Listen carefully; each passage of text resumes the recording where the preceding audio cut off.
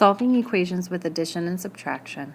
When we have an equation and you have x plus 7 equals 6 or x minus 3 equals 4, we're going to try to make zero pairs. So in this first problem, we have a positive 7 with the variable. Our goal when solving an equation is to isolate our variable, get it by itself. So if I have a positive 7 with it, I'm going to zero pair it and give it a negative 7. And remember, with an equation, what you do to one side, you have to do to the other. So I gave negative 7 to the left side of the equal sign. I have to give negative 7 to the right side. That's gone. The x is what's left over here. Drop down your equal sign. You have a 6 and a negative 7. Put them together and you get a negative 1. We can check this by substituting negative 1 in for x. So negative 1 plus 7 equals 6. And that is correct. It does. So in this next example, we have a negative 3 with x. So to make a zero pair, we give it a positive 3. And then give this side a positive 3. So negative 3, positive 3, they're gone. We have our x remaining. We have our equal sign. And on the other side, we have a positive 4, positive 3. Put them together and you get a positive 7. Check it by putting it back into the original equation. 7 minus 3 equals 4, and that is correct. This next one has our variable on the right side of the equal sign. We're still going to solve it exactly the same way. So I notice that there's a negative 2 with the variable. That's what I have to get rid of. The 9 stays on the left there.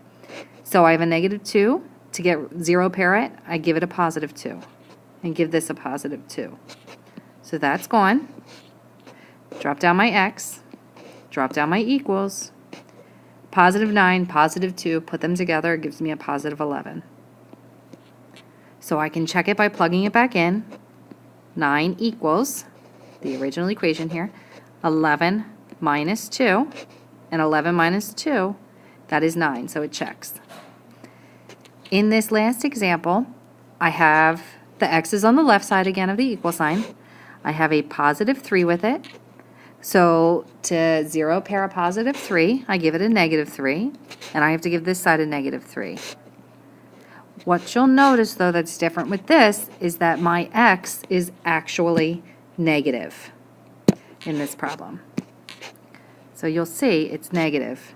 So I have to drop down that negative sign along with the x. So my 3's are gone. That negative x equals, I have a positive 5, a negative 3, put them together, you get a 2. We never want to know what negative x is.